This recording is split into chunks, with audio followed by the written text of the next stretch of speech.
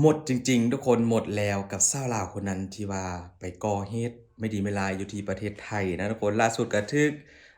ก็เอิ้นว่าเวรกรรมตามทันแล้วนะก็คือถูกรวบถูกจับเป็นที่เรียบร้อยกันแล้วตามที่ทุกคนได้เห็นข่าวกันนะทุกคน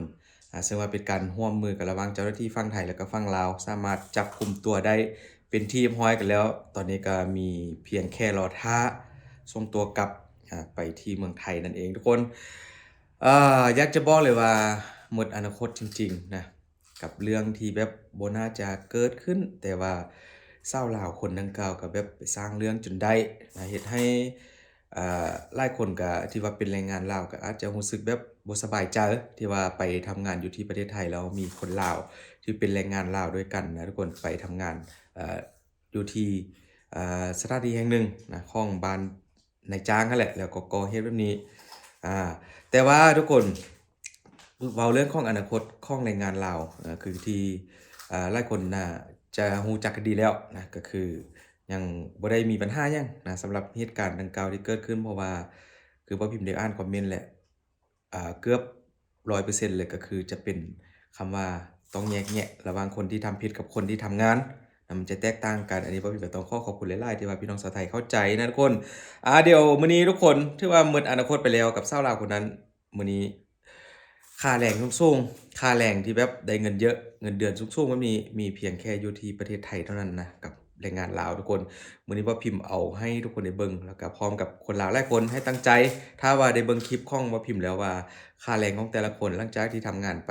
หลายปีแล้วจะได้เงินเยอะขนาดใดทุกคนในแต่ละเดือนเราไปเบิ่งคลิปกันไป จัดมาทุกคนนี่ก็คนลาวอยู่ไทยนะทุกคนก็คือผู้บ่าวโรงงานไก่นี่ก็อยู่ที่จังหวัดสระบุรี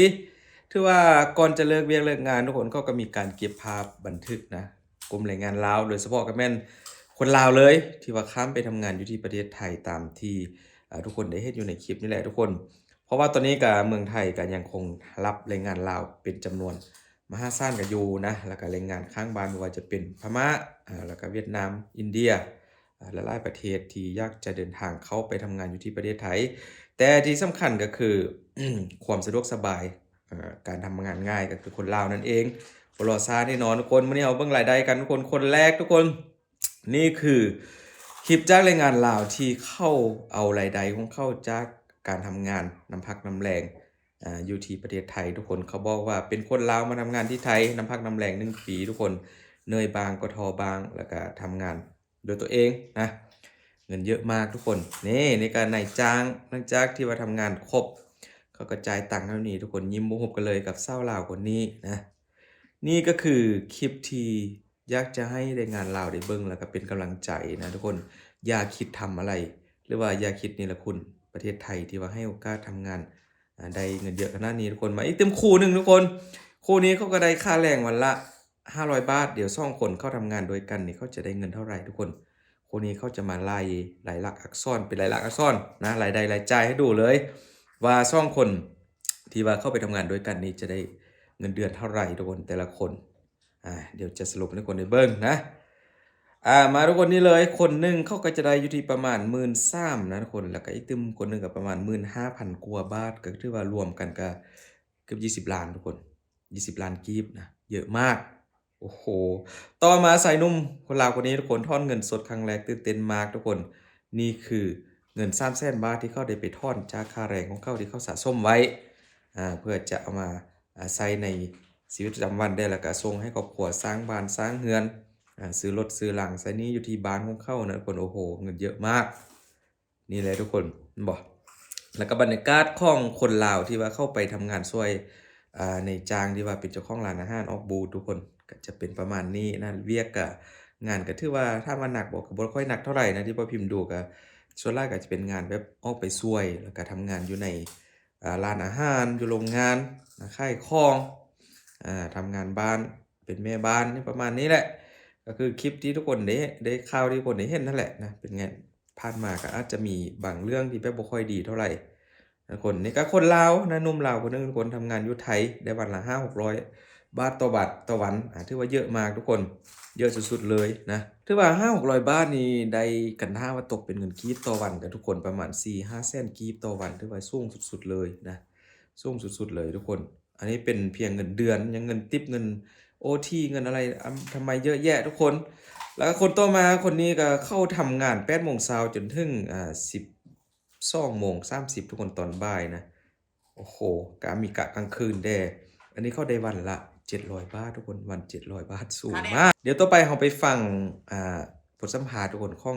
ใส่นุ่มสาวลาวคนหนึงก็ได้เงินเดือนเท่าไหร่ ค่าแรงวันละเท่าไหร่เด่นไม่ปีนี้ก็900เด้เฮ็ดอยู่นี่จักปีแหละ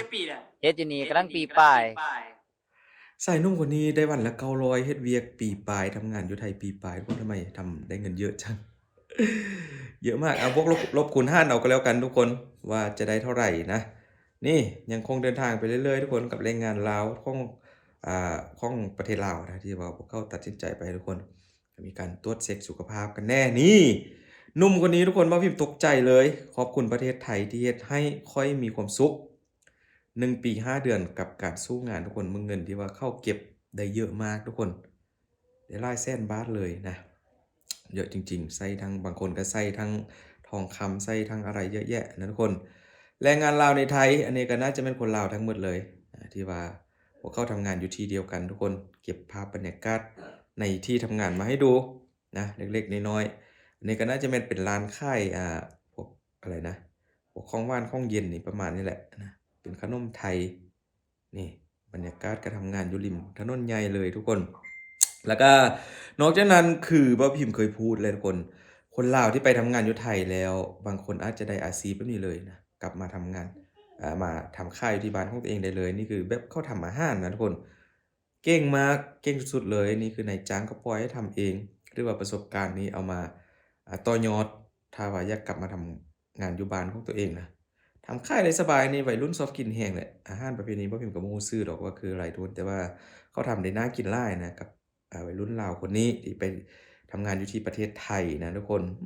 นี่แต่ละอย่างที่ทำออกมาทุกคนน่ากินแฮงนะจังได๋ก็ตั้งใจนะถ้าว่าแรงงานลาวได้ทำงานอยู่ที่ประเทศไทยแล้วได้เห็นคลิปของคุณพิมพ์นะบ่าวพิมพ์ก็ขอเป็นกำลังใจให้แล้วก็ฝึกเอาวิชาถ้าว่าอนาคตจะกลับมาบ้านก็สามารถเอาวิชาที่ตัวเองได้ร่ำเรียนมาได้ไปทำมาก็สามารถมาต่อยอดได้ อยู่ที่บ้านของตัวเองนะโดยเฉพาะเป็นเรื่องของการทำอาหารนี่แหละนี่น่ากินแฮงทุกคนโอ้โฮและชาวลาวคนนี้คนลาวทำงานที่ไทยทุกคนเงินเดือนประมาณ 18,600 บาทโอ้ my god ทุกคนสูงมากคนเดียวนะคนใดเป็น20ล้านกีบทุกคน และคนต่อมาทุกคนชื่อไพวันนะเป็นคนลาวมาทำงานที่ไทยทุกคนค่าแรงวันละ 1,000 วันละ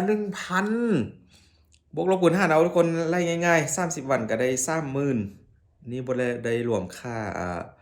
อะไรนะโบนัสค่าทิปวันละ 30,000อันนี้ก็เกือบ30-40ล้านกีบทุกคนโอ้ my god นี่แหละได้ข้ามไปแล้วก็ตั้งใจจะไปทำเรื่องอะไรให้พี่น้องชาวไทยบ่พอใจก็แล้วกันนะกับแรงงานลาวก็ขอเอากำลังใจช่วยคนนี้ก็ทำงานอยู่ไทยนะทุกคนอันนี้เข้าได้เดือนละ 10,000นะบางคนก็ได้น้อยบางคนก็ได้หลายนี่แล้วก็ชายหนุ่มอีกคนหนึ่งทุกคนเงินเดือนของคนลาวอยู่ไทยทุกคนนี่ก็บ่ต่ำกว่า10,000 กว่าบาทนะสูงมากจังได๋ก็ขอเอากำลังใจช่วยนะสู้ๆทุกคนอย่าสู้ไปนี่แล้วคุณประเทศไทยไปสร้างเรื่องสร้างราวมาให้คนลาวเดือดร้อนนำนะจังได๋ก็ข้ามไปแล้วก็สู้ๆตั้งใจทำงานเก็บตังค์เก็บเล็กเก็บน้อยเดี๋ยวก็มีขึ้นมาเองบางคนมีเยอะแล้วก็ให้ประหยัดนะประหยัดใช้ประหยัดจ่ายอือก็สรุปแล้วทุกคนก็คือเรื่องของชาวลาวที่ไปก่อเหตุอยู่ที่เมืองไทยก็ตอนนี้ก็ถูกจับเป็นที่เรียบร้อยแล้วนะจังได๋ก็ขอให้ขอเป็นกำลังใจให้ญาติของผู้ที่ว่าได้รับผลกระทบครั้งนี้ก็ขอสู้ๆนะขอให้สู้ๆแล้วก็บ่พิมพ์ขอเป็นกำลังใจให้เล็กๆจากคนลาวคนหนึ่งนะทุกคนขอบคุณหลายๆทุกคนเดี๋ยวพิมพ์จะอัปเดตให้ดูเป็นแต่ละระยะขอบคุณหลายๆเด้อ